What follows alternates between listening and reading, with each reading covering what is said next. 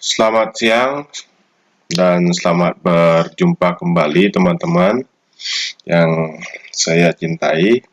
Nah, hari ini saya akan mengimbaskan atau menginformasikan tentang program guru belajar seri asesmen kompetensi minimum yang diselenggarakan oleh Direktorat Jenderal Guru dan Tenaga Pendidikan Kementerian Pendidikan dan Kebudayaan Republik Indonesia.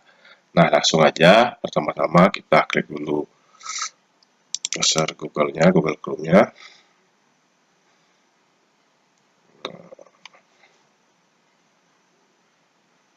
Oke, setelah itu kita ketik di sini untuk daftar. Kita ketik di sini guru belajar.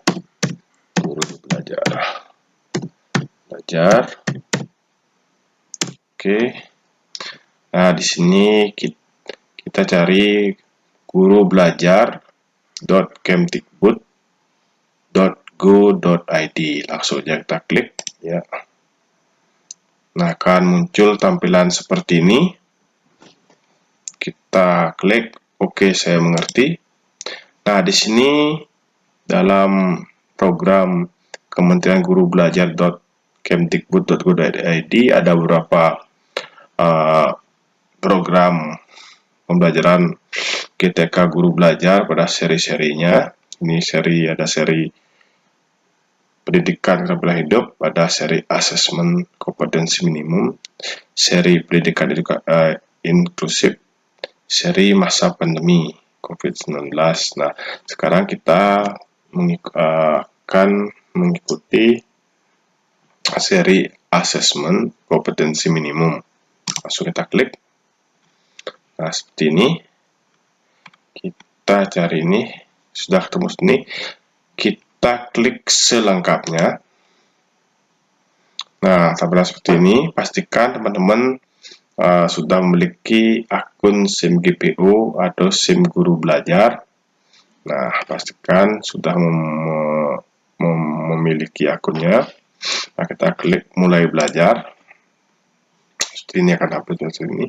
Nah, ini kebetulan saya sudah login. Otomatis dia. Nah, coba saya akan logout dulu.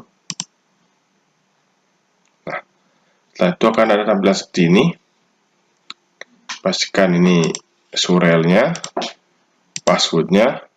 Setelah itu kita tekan masuk. Nah, akan keluar tampilan seperti ini. Setelah itu kita akan pilih asesmen kompetensi minimum. Seperti ini. Nah, karena di sini sudah selesai. Nah, ya teman-teman, di sini kita akan mendapatkan sertifikat 32 jam. Kalau sudah selesai, bisa di-download di sini. Sertifikatnya 32 jam. Nah, itu untuk melihat dari materinya yang akan kita ambil. Kita tekan tuntutan. Nah, seperti ini.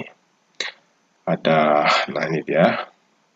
Di sini untuk gininya ya, materinya ada orientasi guru belajar seri asesmen kompetensi minimum, pengantar program BTEK guru belajar seri asesmen kompetensi minimum, konsep asesmen nasional, teknis pelaksanaan asesmen nasional, asesmen literasi membaca tingkat SMP, asesmen numerasi pada tingkat SMP, tindak lanjut laporan hasil asesmen kompetensi minimum, atau ada asesmen pasca program guru belajar seri asesmen kompetensi minimum. Nah, di sini kegiatan pembelajaran dilakukan secara mandiri melalui program pembelajaran yang otomatisasi dengan alokasi waktu selama 32 jam pertemuan yang dapat diatur secara fleksibel. Guru belajar seri asesmen kompetensi minimum susun yang memadukan tahapan dan pendekatan modular yang memfasilitasi peserta melakukan personalisasi pembelajaran. Selain itu, program ini dapat mendorong guru untuk belajar dengan guru yang lain dalam hal berbagi praktik baik pembelajaran. Oke, selamat belajar teman-teman. Semoga bermanfaat. Dan saya harap teman-teman semua mengikuti BIMTEK ini. Dan selagi semangat, tetap jaga kesehatan dan protokol kesehatan. Semangat dan sukses buat guru Indonesia.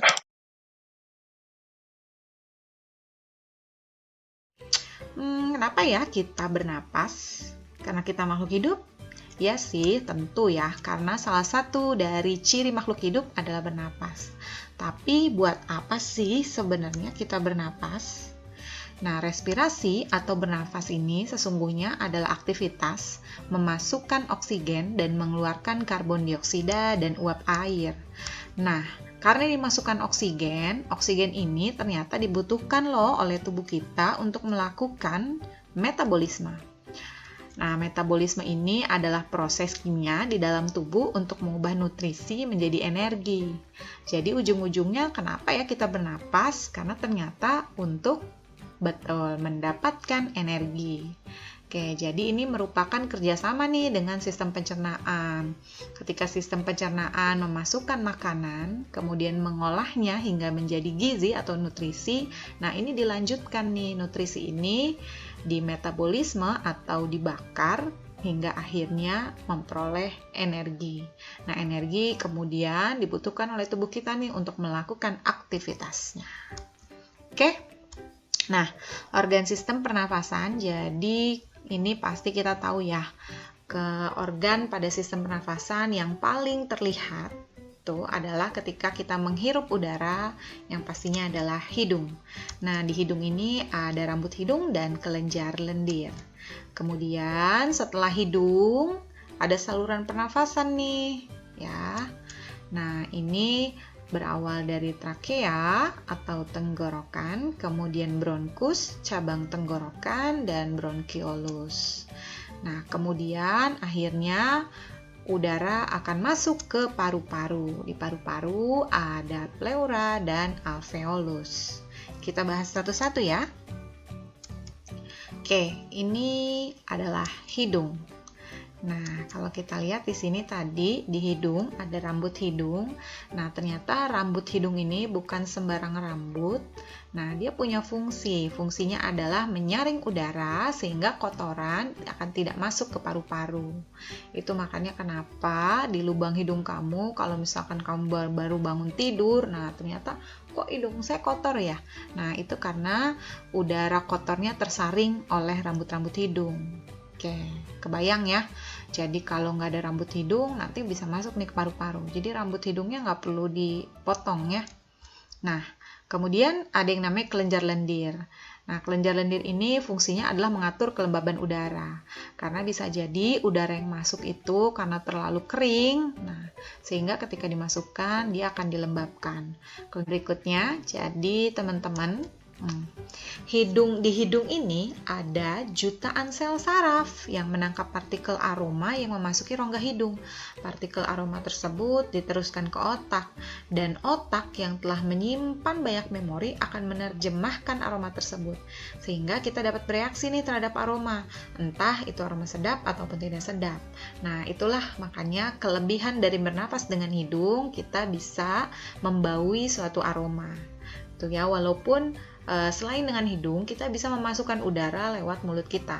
Nah, kapan ya kira-kira mulut kita dipakai juga untuk bernapas? Nah, misalkan ketika keadaan kamu sehabis berolahraga atau berlari sehingga terengah-engah, maka karena tubuh membutuhkan banyak oksigen, maka akhirnya mulut juga ikut bernafas. Makanya kamu terasa terengah-engah. Nah, atau ketika hidung kamu tersumbat, ya pilek misalkan, nah maka mulut itu juga menjadi bantuan untuk memasukkan udara. Oke, kita lanjutkan sekarang ke saluran pernapasan. Oke, jadi ini terdiri dari trakea, bronkus, dan bronkiolus. Nah, teman-teman lihat di sini ada trakea, kemudian cabangnya trakea namanya bronkus. Nah, cabangnya bronkus namanya bronkiolus. Nah, jadi trakea ini tersusun dari cincin tulang rawan dan di trakea juga terdapat silia atau rambut halus. Nah, rambut halusnya ini lebih halus lagi dibanding rambut yang di hidung. Jadi kalau di hidung ada rambut untuk menyaring kotoran, nah di trakea juga ada rambut halusnya nih, yaitu silia. Tuh. Nah, silia ini juga fungsinya menyaring udara dari benda asing. Makanya ketika misalkan kamu terhirup sesuatu, nah kemudian tenggorokan kamu akan mengirimkan reaksi atau memberikan mekanisme pertahanan tubuh berupa batuk ya. Ketika itu kemasukan ke suatu, maka dia akan batuk karena ingin berusaha mengeluarkan sesuatu benda asing, bisa berupa bakteri atau virus benda asingnya. Oke, dan juga biasanya tenggorokan akan memberikan mekanisme berupa terjadinya lendir di tenggorokan, sehingga lendir itu berusaha untuk dikeluarkan. Tuh. Nah, di bagian depan trakea ini di sini jadi terdapat epiglotis atau tekak yang berfungsi membuka dan menutup saluran pernafasan. Ya, karena tenggorokan ini sekaligus juga kerongkongan yang merupakan bagian dari sistem pencernaan. Itu makanya ketika kamu makan sambil bicara, nah itu hati-hati bisa tersedak. Kenapa? Karena epiglotisnya bingung nih mau buka apa tutup. Dia mau ngasih ke jalurnya paru-paru atau mau ngasih jalurnya ke lambung nih, gitu. Ya, itu makanya sebaiknya ketika makan ya makan aja. Tuh. Oke. Nah, di laring atau ada yang namanya pita suara. Oke, jadi di sini ya, atau disebutnya laring ini pangkal tenggorokan. Oke, sekarang kita lanjut ke paru-paru. Jadi kalau tadi hidung, kemudian ada saluran pernafasan, dan sekarang tibalah udara akan berjalan menuju paru-paru. Jadi alur ke sana ya. Dari hidung, kemudian ke trakea, bronkus, bronkiolus, kemudian di paru-paru.